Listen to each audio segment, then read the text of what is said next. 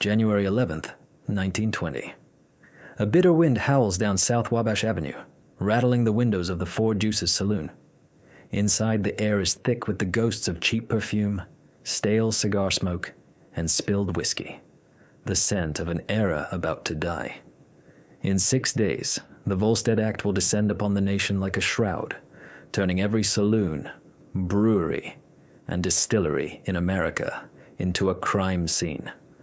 Most men in this business see a funeral. John Torrio sees a coronation.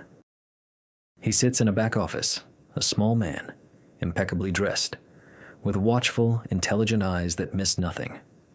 At 42, Johnny the Fox Torrio radiates a quiet authority that requires no raised voice or brandished weapon. Before him, spread across a polished mahogany desk, are ledgers filled with neat, precise columns of figures. The numbers tell the story of the Colosimo Vice Empire.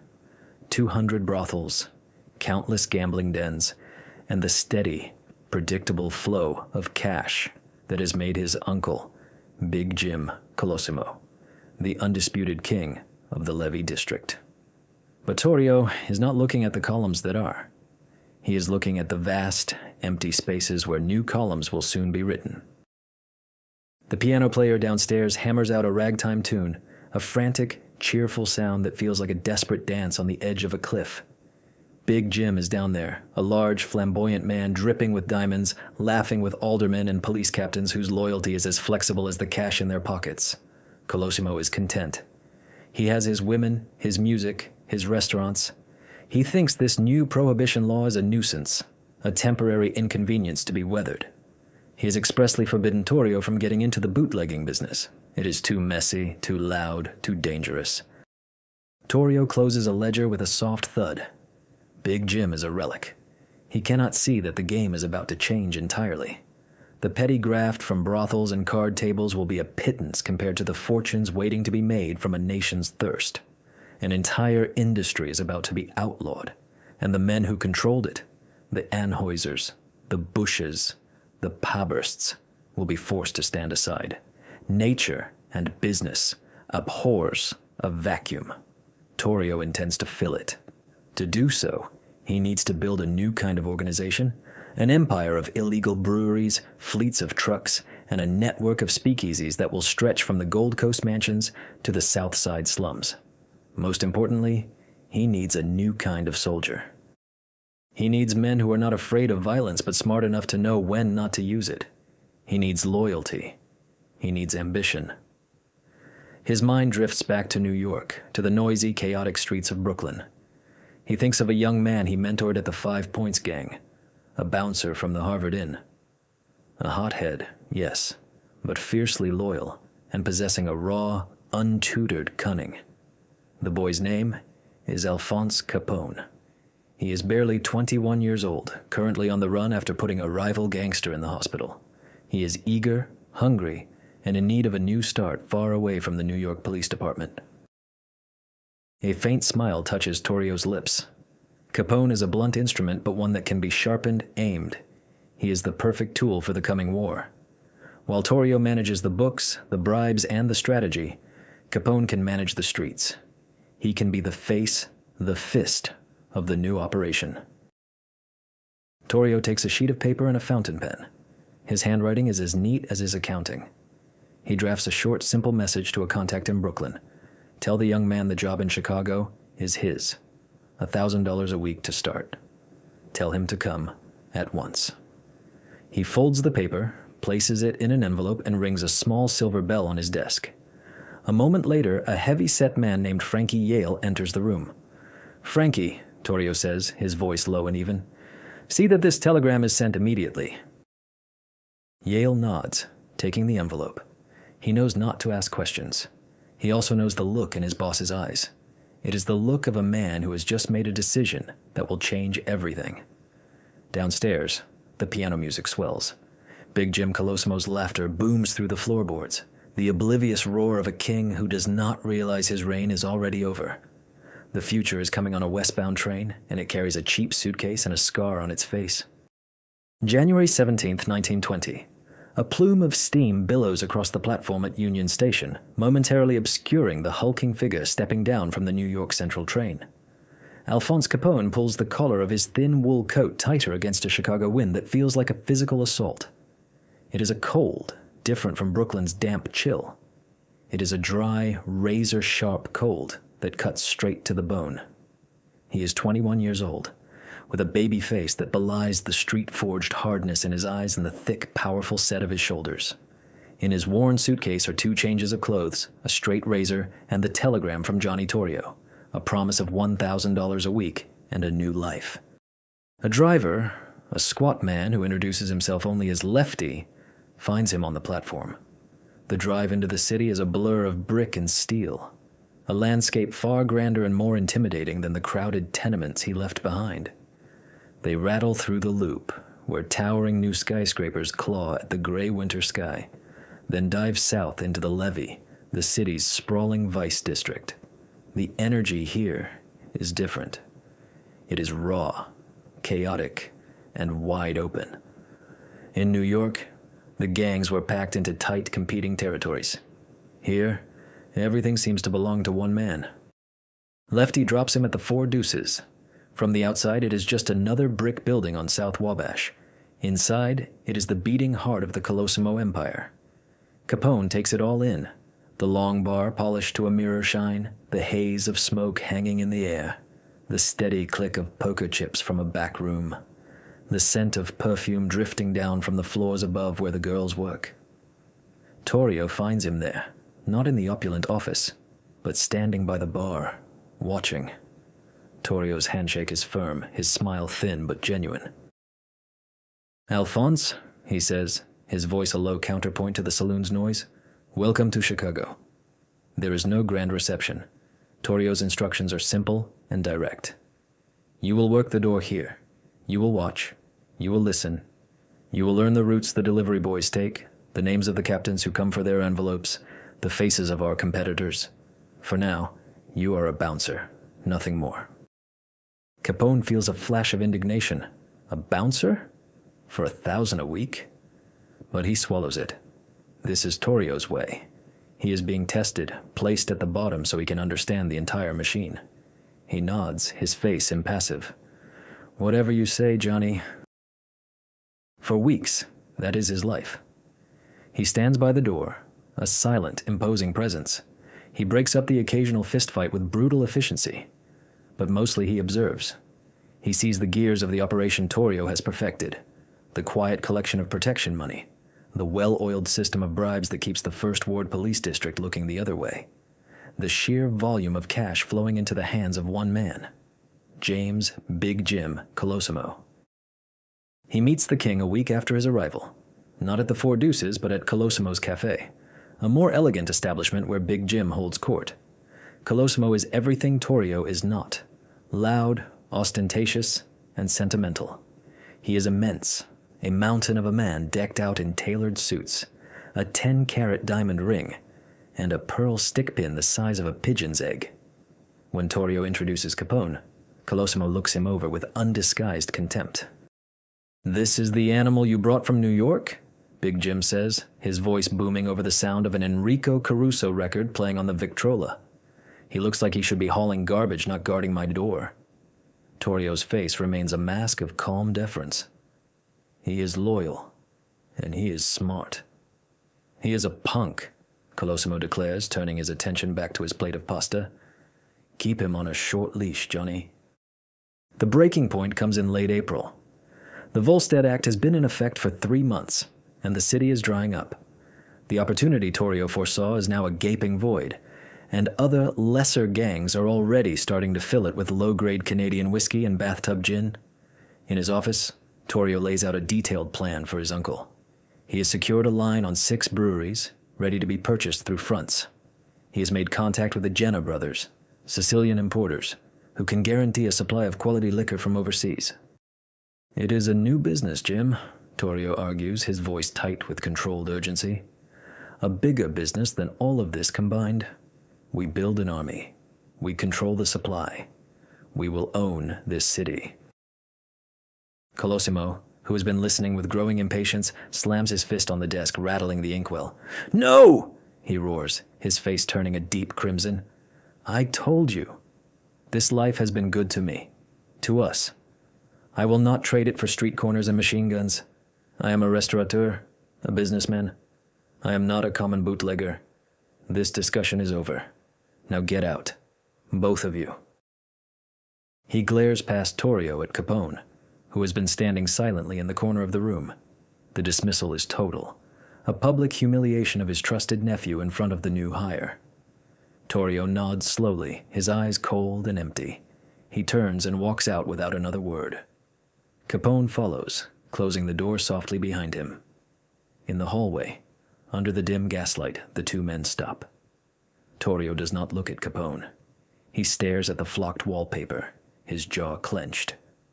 The future of an empire hangs in the silence between them. "He is a man of the past, Alphonse," Torrio says, his voice barely a whisper. "And the past has a way of dying to make room for the future." He finally turns his gaze to meet Capone's. It is not a question, and not quite an order. It is a statement of fact, a problem for which there is only one permanent solution. May 11th, 1920. The lunchtime crowd is beginning to fill Colosimo's cafe on South Wabash. The aroma of garlic, marinara sauce, and fresh bread wafts onto the street, a familiar comfort in the heart of the levee. Inside, the staff moves with practiced efficiency, setting tables and polishing glassware for the man who built this small empire. But James Colosimo is not here. He's a few blocks away, standing in the vestibule of the restaurant, waiting. He had received a phone call just minutes before, a simple message that a whiskey shipment, one he had not ordered, was about to arrive. It was a detail that bothered him, an anomaly in his tightly controlled world. He glances at his diamond-studded pocket watch. 12:07. He is due to meet his estranged wife, Victoria Moresco, to finalize their divorce so he can marry the younger Dale Winter. The thought brings a smile to his lips. He is 52 years old, but he feels the thrill of a new beginning. He has his restaurants, his clubs, his money. He has firmly put Johnny Torrio and his reckless bootlegging ambitions in their place. The future, he believes, is secure. The front door of the cafe opens, but it is not a delivery truck driver. It is a man he has seen before, a familiar face from the New York connection. Frankie Yale. Big Jim's smile fades, replaced by a flicker of confusion. Yale is Torrio's man, brought in for special jobs. "Frankie," Colosimo says, his voice holding a note of suspicion. "What are you doing here? Johnny didn't say you were coming?" Yale doesn't answer. He simply raises the nickel-plated Colt Model 1911 pistol he had concealed in his overcoat. The first shot strikes Big Jim behind the right ear, the sound a flat, percussive crack in the enclosed space. Colosimo's immense frame collapses, a dead weight that crashes against the coat rack before slumping to the marble floor. Yale stands over him for a moment, his face impassive. He fires a second shot into the back of Colosimo's head for good measure, the bullet shattering a decorative floor tile beneath. He calmly tucks the pistol away, exits the vestibule, and disappears into the midday Chicago bustle. The sound of the shots is mistaken by the kitchen staff for a backfiring truck. It is a full 10 minutes before a waiter discovers the body. The scene that follows is chaos. Police sirens wail down Wabash. The First Ward Station, whose officers have been on Colosimo's payroll for years, descends upon the scene with performative gravity. The coroner finds $900 in cash, and the 10-carat diamond ring still on the body. This was not a robbery. This was an execution. Miles away in a quiet apartment on the south side, John Torrio sits with Al Capone playing a game of pinochle. The telephone rings. Torrio answers, listens for a moment, and then hangs up without saying a word. He looks across the table at his young protege, his expression unreadable. "There has been a terrible accident," he says, his voice devoid of emotion. "My uncle has been shot." The police investigation is a masterclass in choreographed incompetence. Witnesses suddenly forget what they saw. Key pieces of evidence go missing. Frankie Yale is questioned but provides an airtight alibi, placing him in New York at the time of the shooting, an alibi supported by several unimpeachable witnesses who are, of course, on Torrio's payroll. The case grows cold with astonishing speed. Everyone in the underworld knows who ordered the hit, but no one dares to speak it aloud. Power has shifted. The funeral is one of the most extravagant Chicago has ever seen. Thousands of mourners, politicians, judges, singers, pimps, and prostitutes line the streets to watch the silver-handled casket pass. Honorary pallbearers include 2 judges, an assistant state's attorney, and 8 different aldermen. It is a grand, hypocritical farewell to a man whose time had passed. Standing near the graveside, looking small and somber in a black suit, is Johnny Torrio. Beside him, a silent and watchful Al Capone. They are not just burying a man, they are burying an era. In the weeks that follow, the Colosimo organization is swiftly and silently transformed. Torrio assumes absolute control. The brothels and gambling dens continue to operate, their revenue now a secondary stream. The primary focus becomes the one Big Jim feared: bootlegging. Torrio's carefully laid plans are put into motion. Using the cash reserves from Colosimo's estate, he purchases the breweries, hires the truck drivers, and begins establishing the distribution network. He promotes Capone from bouncer to his right-hand man, his chief lieutenant. He puts Capone in charge of the enforcement arm of the new enterprise. It is Capone's job to persuade speakeasy owners to buy their liquor exclusively from the Torrio syndicate. His methods are direct and effective: a smile and a handshake first. If that fails, a baseball bat. If that fails, something far more permanent. Capone's reputation grows. He is no longer just the punk from Brooklyn. He is Torrio's fist. Together they are building an empire on beer and blood, an organization the likes of which Chicago has never seen. The Roaring Twenties have begun, and Johnny Torrio is poised to become their king. 1922.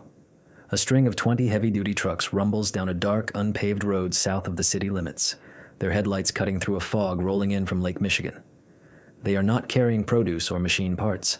The sloshing from within their cargo holds and the sweet, malty scent hanging in the air betray their true purpose. This is the midnight beer fleet of the Torrio Capone organization, and it moves with the confidence of a military convoy. At a key intersection, a Chicago Police Department squad car sits idling, its 2 occupants looking pointedly in the other direction as the illegal cargo, worth over $100,000 on the open market, rolls past unmolested. This is the new reality. This is the architecture of empire. While Al Capone manages the streets, Johnny Torrio manages the system that makes it all possible. His office is no longer the smoky back room of the Four Deuces. He now operates from a suite of rooms at the Plymouth Hotel, a respectable establishment where his business can be conducted with a veneer of legitimacy. His ledgers are more complex now, tracking not just the income from 2,000 speakeasies, but also the outgoings. The vast, intricate network of bribes that is the true foundation of his power. $10,000 a week to the mayor's office, $500 a week for a precinct captain, a case of top-shelf scotch for a friendly judge. He has turned corruption into a science, a predictable expense on a balance sheet. He thinks of the city not in terms of neighborhoods, but as a map of influence. The First Ward, their home base, is solid. The South Side is theirs. But expansion creates friction. To the north, the territory is controlled by the swaggering, unpredictable Irish gangster, Charles Dion O'Banion. O'Banion is a different breed. He runs a flower shop, Schofield's, across the street from the Holy Name Cathedral, arranging wreaths for mob funerals one minute and hijacking a Torrio liquor shipment the next. He is charming, quick with a joke, and utterly ruthless. Torrio has tried to bring him into a council, a syndicate of the city's major players, to fix prices and divide territory peacefully. "We are businessmen, Dion," Torrio had argued at a meeting, his tone one of patient reason. "There's enough for everyone. War is bad for the bottom line." O'Banion had laughed, a loud, booming sound that filled the room. "To hell with your bottom line, Johnny. I like a good fight. It keeps the blood warm." While Torrio navigates this delicate political chessboard, Capone is his enforcer, his field general, and his most eager student. He is no longer just a bouncer. Torrio has given him real responsibility, and Capone has devoured it.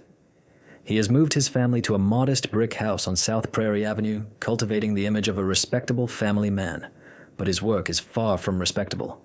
He oversees the breweries, manages the drivers, and personally handles recalcitrant speakeasy owners. His headquarters is now the Ship, a gambling den and saloon on West 22nd Street.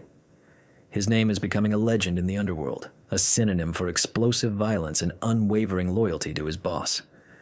He has learned Torrio's lesson well. Control is everything. Control is... The election of 1923 brings a new challenge. The corrupt, compliant administration of Big Bill Thompson is swept out of office, replaced by a reformist mayor, William Deaver. Suddenly, the well-greased gears of the Chicago machine begin to grind. Police raids become more frequent, more genuine. The comfortable arrangement is threatened. Torrio, ever the strategist, sees the solution not in fighting City Hall, but in leaving its jurisdiction. He turns his eyes west to the small, sleepy suburb of Cicero. It is a political backwater, a blank slate. With a population of only 60,000, its local government can be bought cheaply and completely. Chicago is a big ocean, Al, Torrio explains one evening, spreading a map of Cook County across his desk. We can swim in it, but we will never own it. Cicero can be our private lake. The plan is audacious. They will move their entire operational headquarters out of Chicago. They will install their own candidate for mayor in the upcoming 1924 election, ensuring total control of the police, the courts, and the city council. Capone is tasked with making it happen.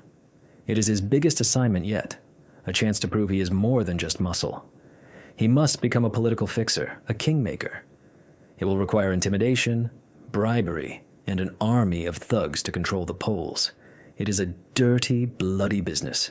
But if it succeeds, they will have their own sovereign state, a fortified base from which they can wage war on their rivals and run their empire with absolute impunity. The battle for Cicero will be the test of everything Torrio has taught him. April 1st, 1924. A deceptive spring morning dawns over Cicero, Illinois. The air is cool and smells of damp earth and coal smoke, but an undercurrent of menace hangs over the tidy suburban streets. Black sedans, long and heavy as hearses, cruise slowly past the polling stations set up in schools and storefronts. Inside these cars sit men in dark suits and fedoras, their faces hard and unfamiliar to the local residents. This is not a democratic election. This is an invasion. From his new headquarters at the Hawthorne Inn, Al Capone directs the operation with the precision of a battlefield commander. At 25 years old, he is in his element. This is the ultimate test of his abilities, a fusion of violence, logistics, and political will. The objective is simple: ensure the election of their hand-picked Republican candidate, Joseph Clenha. The methods are anything but. Squads of Capone's men, numbering over 200, are dispatched across the town. Their instructions are clear. Every voter votes for Clenha, or they do not vote at all. The intimidation begins subtly. Two of Capone's men, their hands shoved deep into their overcoat pockets, would flank a voter on his way into the schoolhouse. They would not touch him. A low murmur of, "You're voting for Clenha today, aren't you, pal?" was all it took. Democratic poll workers are met with less subtlety. They are dragged from their posts, beaten in alleyways, and bundled into cars, to be held in makeshift prisons until the polls close. Ballot boxes are seized and stuffed with fraudulent votes for Clenha. By midday, the town of Cicero is in occupied territory. The Democratic machine, however, does not fold. They have their own muscle, and desperate calls are made to Chicago City Hall, pleading for help from Mayor William Deaver. Deaver, the reformist mayor, sees an opportunity to strike a blow against the gangsters who have fled his city. He makes a controversial decision. He dispatches a contingent of 79 plainclothes Chicago police officers into Cicero. They are outside their jurisdiction, acting not as lawmen, but as an armed posse. They travel not in marked squad cars, but in unmarked Buicks, armed with sawed-off shotguns and Thompson submachine guns. The collision is inevitable. The Chicago police roar into Cicero with the intent of breaking Capone's stranglehold. They are not there to make arrests. They are there to wage war. Their first target is a polling place on the corner of Cicero Avenue and 22nd Street. Al's older brother, Frank Capone, is supervising the corner. Frank is the diplomat of the family, more personable and less openly intimidating than Al. He is standing on the sidewalk, talking with a few of his men, when the convoy of police Buicks screeches to a halt. Men leap from the cars, shotguns already leveled. There's no warning, no call to surrender. There is only the deafening roar of automatic weapon fire. Bullets tear through the storefront windows and chew into the brickwork. Frank Capone, caught completely by surprise, turns toward the sound. A fusillade of slugs rips into his chest and head.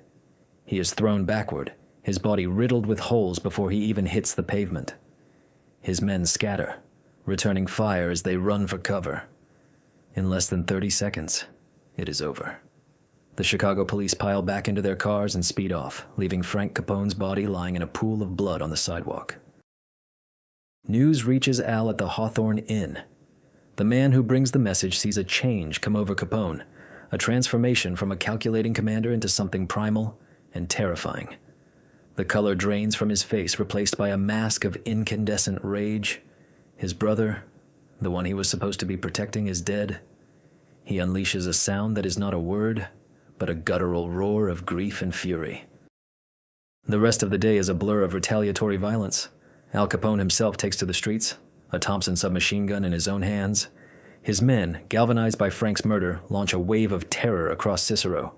They shoot up polling places, riddle the town hall with bullets, and hunt for the Chicago police officers who have now become a rival gang. The election is forgotten. This is now about revenge. By nightfall, Cicero is a war zone. Their candidate, Clenha, wins the election by a landslide, but the victory is hollow. The price was Al Capone's brother. Standing over Frank's body at the morgue later that night, Capone makes a silent vow. The Chicago police, Mayor Dever, and anyone else who stood in his way would pay for this. The lesson Torrio taught him about control has been burned into his soul with his brother's blood. He would never be outgunned again. He would not just own a town, he would become an army. November 10th, 1924. The air inside Schofield's, Dion O'Banion's flower shop at 738 North State Street is warm and humid, thick with the cloying scent of chrysanthemums and lilies. It is just before noon. O'Banion, a pair of pruning shears in his hand, is clipping the stems of a large bouquet. He is dressed in his work smock, a man at ease in his domain, the charming florist who happens to be the undisputed king of the North Side rackets. He hums a cheerful Irish tune, oblivious to the fact that his life is being measured in seconds. The bell over the front door jingles. O'Banion looks up, a broad, welcoming smile on his face. He sees 3 men walking in. He recognizes them immediately. One is Frankie Yale, the enforcer brought in from New York. The other 2 are Albert Anselmi and John Scalise, a pair of Sicilian gunmen known for their cold-blooded efficiency. O'Banion's smile does not waver. He assumes they are here to pick up the floral arrangements for the funeral of Mike Merlo, the head of the Unione Siciliana, who had died of cancer 2 days earlier. Merlo had been a respected leader, a moderating force who had helped maintain the fragile peace between O'Banion and the Torrio Capone outfit. His death has removed the last buffer. "Hello, boys," O'Banion says, his voice friendly. "You here for the Merlo flowers?" Frankie Yale steps forward, extending his right hand. "That's right, Dion." As O'Banion reaches out to shake his hand, Yale grasps it in a vice-like grip, locking O'Banion in place. In the same fluid motion, Anselmi and Scalise draw their .38 caliber revolvers from beneath their overcoats. O'Banion's eyes widen, his smile vanishing as the moment of realization hits him. There is no time to react, no time to reach for the pistol he always kept in his pocket. The flower shop explodes with the deafening roar of 6 gunshots, fired in rapid succession. 2 bullets hit O'Banion in the chest. 1 strikes him in the throat. The final 2 are fired point-blank into each side of his head as he collapses amongst the flowers he was arranging. Anselmi fires 1 last shot into the back of his skull for good measure. The 3 men turn without a word, walk out of the shop and disappear. The whole execution takes less than 10 seconds. The murder of Dion O'Banion shatters the Underworld's tentative peace. It is a direct declaration of war, an act of aggression ordered by Johnny Torrio from the perceived safety of his Cicero fortress. The betrayal was rooted in a brewery deal weeks earlier. Torrio and O'Banion had been partners in the Sieben brewery. O'Banion, knowing the police were planning a raid, had sold his share to an unsuspecting Torrio just days before the bust. On May 19th, 1924, police swarmed the brewery. Torrio, there to supervise a shipment, was arrested alongside O'Banion. For Torrio, a man who cultivated anonymity and avoided personal involvement in the dirty work, the public humiliation of an arrest was an unforgivable insult. Worse, O'Banion laughed about it. Torrio was facing jail time, while O'Banion got off with a fine. It was a calculated act of disrespect that, in Torrio's world, could only be answered one way. O'Banion's funeral is even more spectacular than Big Jim Colosimo's. A $25,000 casket, a procession of cars stretching for over a mile, and a veritable mountain of floral tributes, many sent by the very men who ordered his death. Among the wreaths is one with a card that reads simply, "From Al." The Northside Gang does not need a card to know who is responsible. O'Banion's top lieutenants, Jaime Weiss, Vincent the Schemer, Drucci, and George Bugs Moran, vow revenge. They are a different breed from Capone's outfit. They are seasoned gunmen, veterans of the brutal newspaper circulation wars, and they are fiercely loyal to their fallen leader. They do not care about business arrangements or territorial treaties. They want blood for blood. The war begins in earnest. Carloads of Northsiders cruise through Cicero, their shotguns blasting at Capone's speakeasies. Torrio and Capone are now marked men. They travel everywhere in armored cars, surrounded by bodyguards. The quiet, strategic business that Torrio had so carefully constructed has devolved into a chaotic street war. For Capone, this is a familiar environment. For Torrio, it is a nightmare. He is a chess player, forced to play Russian roulette. He has unleashed a storm that he is finding increasingly difficult to control. The escalation he ordered in that quiet flower shop is now coming for him, and the Northsiders are not interested in business. They are interested in retribution. January 24th, 1925. A gray, punishingly cold afternoon. Johnny Torrio's black Cadillac sedan pulls up to the curb in front of his apartment at 7106 South Clyde Avenue. He is returning from a shopping trip with his wife, Anna. He carries a parcel of groceries in one arm, a small man looking more like a prosperous accountant than the reigning king of Chicago's underworld. For a brief, mundane moment, everything is normal. As Anna gets out of the passenger side and heads for the building's entrance, Torrio turns to give instructions to his chauffeur. In that instant, a blue Studebaker that had been parked down the street roars to life and speeds toward them, screeching to a halt just behind the Cadillac. The back doors fly open. Jaime Weiss and Bugs Moran emerge, their faces grim masks of determination. They are not carrying pistols. They are holding a sawed-off shotgun and a Thompson submachine gun. The world dissolves into a hurricane of noise and violence. The staccato blast of the shotgun and the hammering rhythm of the Tommy gun shred the winter air. Torrio's chauffeur is hit first, wounded in the leg as he scrambles for cover. Torrio, caught in the open, drops his groceries. The first shotgun blast catches him in the jaw and neck, spinning him around. A spray of bullets from the submachine gun stitches across his chest and abdomen, punching him to the frozen ground. Weiss and Moran advance, standing over his bleeding, twitching body. Moran leans in, aiming his shotgun for the final, decisive headshot. He pulls the trigger. A dull click. The gun is empty. "I'm dry," he snarls at Weiss, who is also out of ammunition. Cursing, they scramble back into the Studebaker and speed away, leaving Johnny Torrio for dead on the sidewalk. Anna Torrio's screams bring neighbors running. An ambulance is called. Miraculously, Johnny Torrio is still breathing. At the hospital, doctors work frantically to save him. He has been hit 4 times with bullets lodged in his chest, arm, and groin. His jaw is shattered, but his heavy wool overcoat combined with a thick suit slowed the bullets just enough to prevent them from being instantly fatal. He clings to life by a thread. Al Capone, hearing the news, rushes to the hospital. He transforms Torrio's room into a fortress, posting 24 of his best gunmen in the corridors and on the roof, daring the Northsiders to try and finish the job.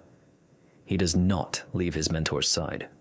For a week, as Torrio fights through surgeries and the ever-present threat of infection, Capone is a constant presence. He is no longer just the student. He is the protector, the heir, a parent guarding the throne. The assassination attempt breaks something in Johnny Torrio. It is not just the physical pain, but the psychological shock. The quiet, orderly world he had tried to build, a world of business contracts and predictable outcomes, has been irrevocably shattered. He had created a monster that he could no longer control. The war with the North Siders was not business. It was a blood feud, and he had no stomach for it. Lying in that hospital bed, listening to the armed guards outside his door, he understands that this is not a life he can, or wants to, live any longer. A month later, after pleading guilty to the old prohibition charges from the Sebin Brewery raid, Torrio is sentenced to 9 months in the Lake County Jail in Waukegan. It is the safest place for him to be. While inside, he makes his decision. He summons Al Capone. The meeting takes place in the sterile, quiet visiting room of the jail. Torrio looks older, smaller.